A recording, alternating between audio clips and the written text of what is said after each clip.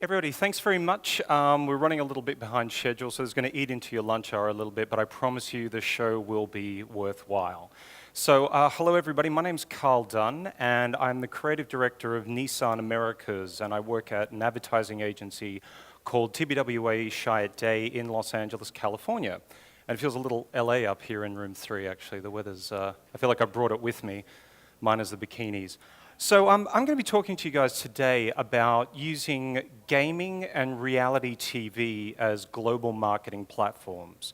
And in particular, I'm going to be using as a case study GT Academy, which is the reality TV show that I make for Nissan, my client.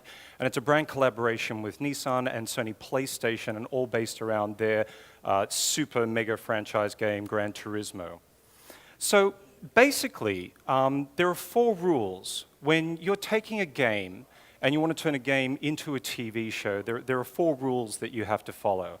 And the first rule, and the most important one of all, is you have to make fucking great TV. Not just great TV, you have to make fucking great TV, because otherwise no one's going to hang around and watch it. So that's the first and foremost. Now, if you don't have millions of dollars an episode to drop down, that's totally cool, because what your brand can do is get onto the small screen with reality TV. And reality TV is kind of amazing for a few different reasons. It's completely inexpensive, which is a wonderful thing. There are no stars involved at all, which makes things a lot easier. But most importantly, when you're looking at it from a global marketing point of view, reality TV is a global genre, and it has established rules that everybody around the planet understands. So this is a huge help when you're wanting to take a message from your brand and use a kind of medium that everybody around the world is going to get. So, all right, so you want to make a reality TV show. Now, the thing is, there's a truckload of reality TV shows out there, and we're all familiar with them. Some of them don't even make a season, some of them make 20, you know. So the big question is like, all right, well, if you're going to make a reality TV show, what can you put on that's going to be something that's successful? And gaming is a great place to be looking for something where you can transfer that onto TV. Because 58% of Americans game. It's kind of phenomenal. I mean, from everything from like puzzle games on small mobile devices right through to multiplayer console-based experiences, 58% of the country are gaming. So, okay, awesome. So you've got a massive built-in audience there already. So that's great. So you would think it should be pretty easy to find something from gaming and then transfer it to the small screen. I mean, games have good guys, bad guys, and stakes are high, and there's, you know, like drama and action. So you think, all right, this should actually be pretty simple to do. However, when you get into it, it's kind of amazing how few great examples there are of where someone's taken a game and made a fantastic TV show out of it. And you actually have to go back to the 90s for one of the most successful examples of this, to Pokemon, if you'll remember Pokemon. I mean, Pokemon started out as a drawing, and then 3 years later it was a TV show, and it made $13 billion along the way, or 16 billion. I mean, something insane. I mean, crazy money, like in the 90s. But the thing with Pokemon is it follows a Japanese anime model, which is not really particularly helpful when you're looking at a lot of, say, live action games or driving games. So maybe a more recent example would be something like Angry Birds. Angry Birds was a game that ate the world alive a few years ago. But when they went to make it into a TV show, one of the problems they had with it is like the decision was to make it into a kids' TV show, whereas the actual game itself had a huge, massive breadth of people who played it, but the TV version kind of made for kids, so it had a much smaller viewership. Hollywood, of course, has tried its hand, as it does, several times to take gaming properties and turn them into big franchises and that are successful, and we've all kind of suffered through these. You know, there are very few times, except maybe the Tomb Raider franchise, maybe, like the first and the second one were okay, but generally it's a bit of a big fail when it comes to taking a game and putting it on a screen. And so what are the mistakes that everybody's making here? Why does this continue to not work out so well when it seems like it should? And the biggest thing about it is gamers enjoy these stories in longer narratives with themselves as the heroes.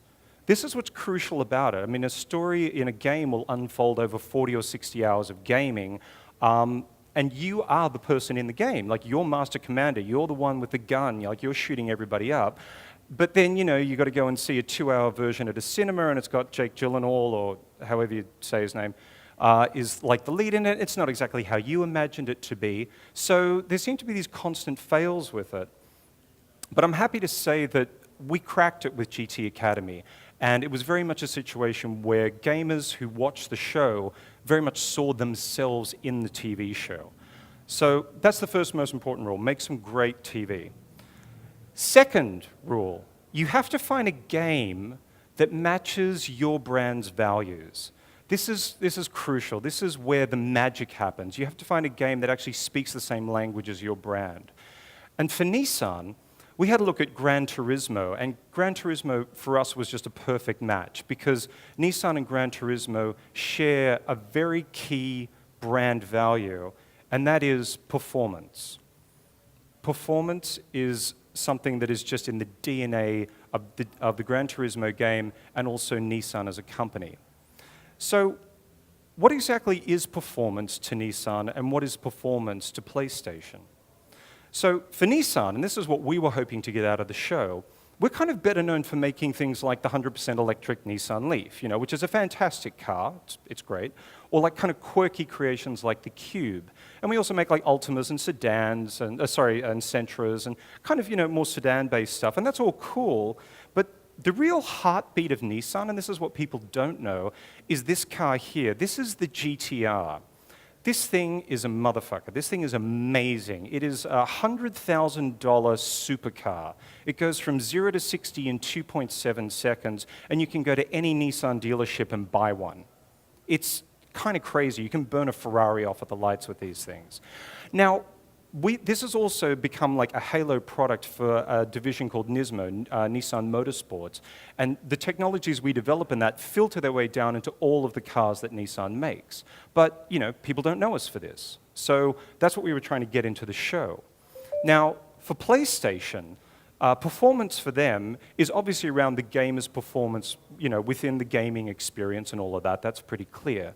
However, there was a bigger theoretical question at play for PlayStation and for Sony, which was, do the skills that people learn gaming, do they have any practical application out there in the real world? Like, can you learn stuff just from gaming and actually use it brilliantly and successfully out there? Or is gaming just this kind of perennially couch-bound entertainment activity that really isn't going to be anything ever bigger than that? So these were the questions we had around performance from both sides. Rule number 3, you have to make something authentic. And when I talk about making something authentic, it's from two different ways of coming at it. First of all, you have to make something that's authentic to the genre of reality TV show. And this comes back to that thing about the global rules that everybody understands. In a reality TV show, you start with a bunch of people. A whole bunch of people will start in the game, and then gradually they're eliminated one by the contestants themselves and also by a panel of some super tough judges. And then at the end of the program, at the end of the series, one person is declared the winner and their life is changed forever. These are the immutable rules of reality TV. And if there are screens in a country somewhere, if they have screens, they're playing games and they're watching reality TV shows. So people all know these rules. The other part of authenticity that's really important is you have to do something that's authentic to the game. This is really crucial. You can't take the game and then turn it into something else that is more convenient for you to make as a TV show. You have to do something that the game is about. This man here is the creator of Gran Turismo. He's an amazing man. His name is Kazunori Yamauchi. And he's considered something of a Steve Jobs Yoda figure in Japan when it comes to gaming, and particularly around driving simulation games. There's actually, if you go to Hulu, there's a fantastic documentary about Kaz, which is called Kaz. And it's about him and how he developed the game. But in the middle of it, he talks a lot about GT Academy, the show that we make. And I'm happy to say that he said, GT Academy is something I wanted to do since I started Gran Turismo. Kaz is a massive fan of the show, and I don't think there's any bigger nod you can get than the guy who made the game thinks the show that you made out of it is fantastic. So, arigato. And then rule number 4, you have to do something new.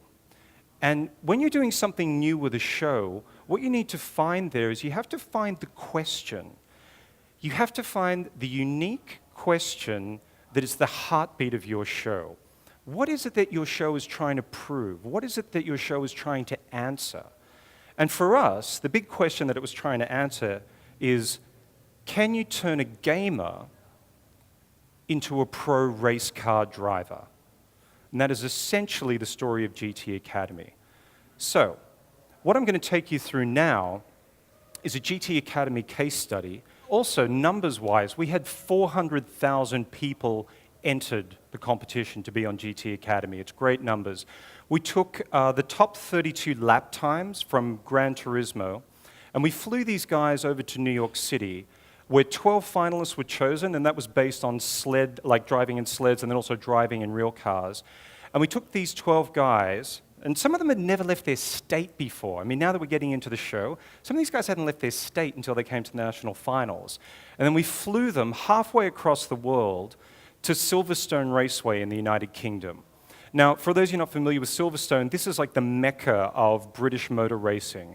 This is holy ground. This is where household names like Ayrton Senna, Niki Lauda, and the British driver James Hunt all made their names at Silverstone. So again, going back to that idea of authenticity, it doesn't get more authentic than Silverstone. It's a fantastic venue to do the show. So we took our 12 guys out there, our 3 judges in the red, and then our presenter, Doherty Jones. And this is where the competition began, because by the end of the show, one of these 12 guys was going to turn pro and become an international race car driver representing Nissan on our team. So to begin with, we had the sports psychologist, who was a very key part of the team for us, talk to them about the 3 pillars of what makes a great race car driver. So the first one is strength. I mean, it's kind of obvious. I mean, you've got to have, speed. The second one is strength. The first one is speed. So speed, obvious, you've got to be fast. I mean, if you're not fast, you're not going to win. But the second one was strength. And by strength, it's not only physical strength, because, if you think about when you take a road trip and how tired you are after driving for 6 hours, now go and do the 24-hour at Le Mans and do it at 200 miles an hour for a whole day. It's kind of amazing. So you need physical strength, but you also need a kind of mental fortitude. And like most high-performance athletes, it really all comes down to mental at the end of the day. So very important part of it. And then the third one was soul. And soul is the kind of dark art. It's that kind of undefinable X factor, something that somebody has that just makes them absolutely brilliant and lifts them above the rest of the pack. So once we indoctrinated the guys into, okay, here are the 3 things we're looking for, then we kind of let loose on them. And we put them through hell. We really did. And not just for the sake of, hey, can we make some great TV and watch some kids cry? It's like, you've got to find somebody who can really step up and go beyond all these obstacles that you put in front of them. So we put them through physical challenges that were designed by the British SAS. And they went through mud, they went through fire, we electrocuted them. I mean, these guys were burnt out by the end of all the physical challenges. And, it became pretty obvious straight away. Some of them just had to go. They weren't physically up to the task. So we made a few chops right then and started whittling down the number of contestants in the show. Then, of course, there's a lot of driving challenges as well that are interspersed with all of these. And we put them in kind of driving situations a lot of them hadn't been in before, like single-seater cars, where they were having to drive around the track in, here's a vehicle, you've never driven it before, get in, see if you can make it work. Off-road challenges in Nissan Zs. And, some of these guys had only learned to drive stick a couple of months before they came out. And that's fine doing it on your side street, but now, take it off-road, take it around a track, fishtail around. It's a completely different experience. Braking challenges.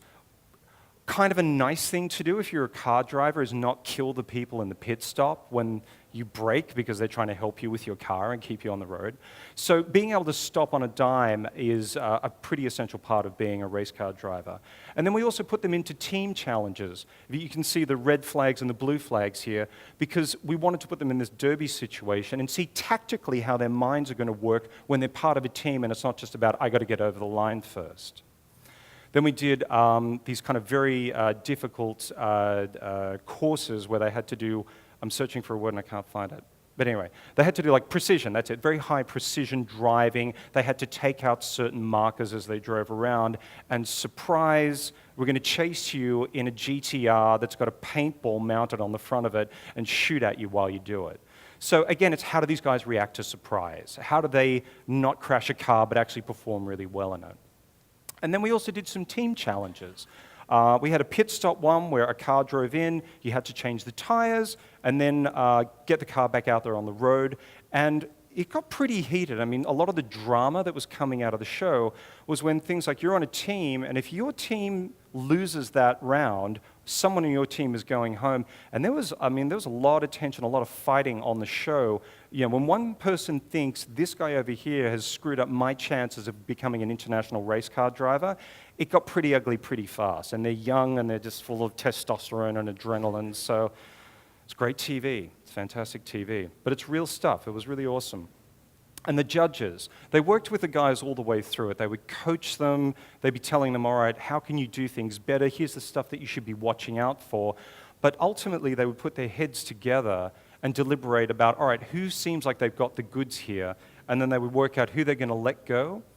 And they would deliver their deliberations through Doherty, who would utter the fateful words, pack your bags, hand in your helmet, your race from virtual to reality is over. And eventually, we got it down to 6.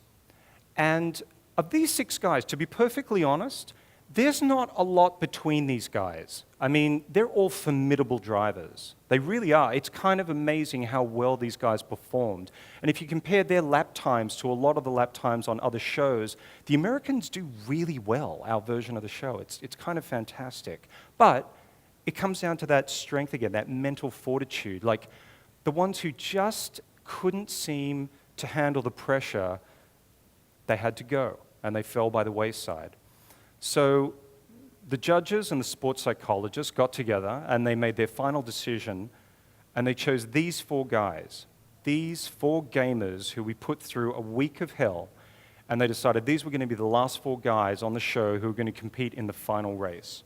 So they all got on the track at Silverstone, green flag went, and they started racing. And they were very spaced out to begin with. I mean, there was, it kind of seemed like, I had a bet on a horse, and I was wrong. It really got super tight in the middle of there. The cars started catching up. It looked like maybe one was going to get away, but then they all clumped together. And then finally, one guy was just able to maneuver himself out literally in the last turn, and he forged ahead of the rest of the pack, and he took the checkered flag. And that kid's name is Nick McMillan. Nick McMillan is 20 years old. He's from Salem in Oregon, and he's a VW car salesman, but we forgive him for that.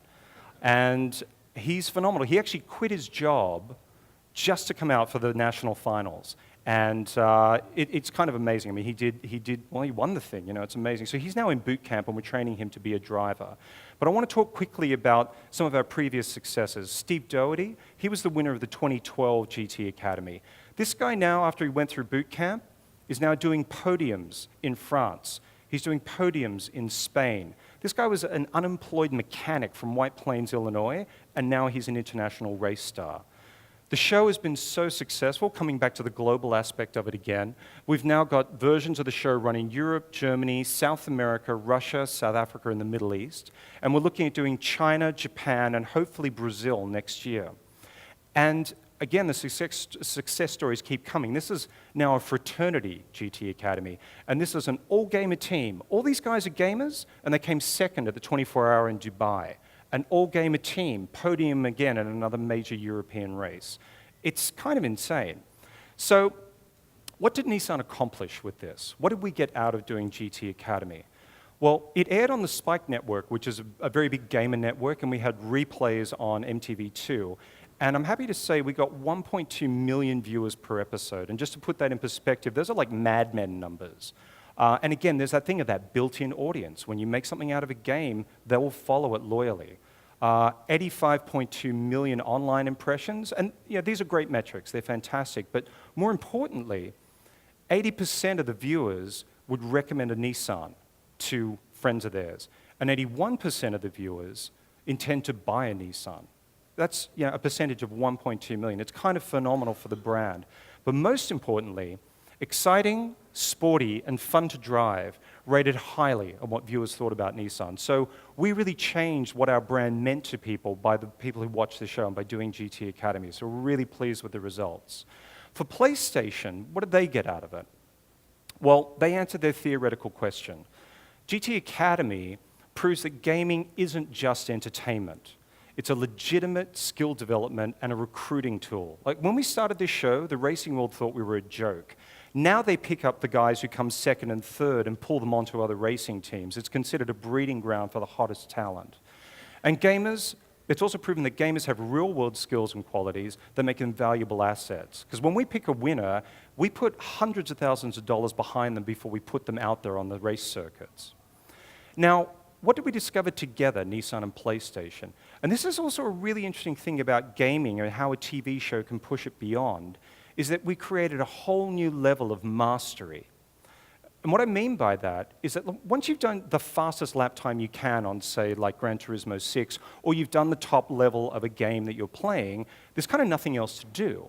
But if you then go to the TV show, you created all these other levels of mastery to get through. Can you get to the national finals? Can you get to Silverstone? Could you be crowned an international race star and go beyond where the game finishes? And conversely, people who are watching the show can take everything that they see as the practical applications of the skills they're learning and put that back into their gaming experience when they're playing. So I think we made fucking great TV. I'm pretty proud about that. We did it with with a game that really shared the same brand values as Nissan. We did something authentic. Getting a massive nod from the guy who invented the game was a huge honor. But most importantly, we did something new, and we answered the question, can you turn a gamer, like a mild-mannered, really nice kid like Nick McMillan from Salem, Oregon, and turn them into an international race car driver? And I'm very happy to say that the answer to that question is yes. And we're going to keep on doing this in seasons 4, 5, 6, as we continue on with the program. So thank you very much, and I'm around if you guys want any questions answered about it. Thank you.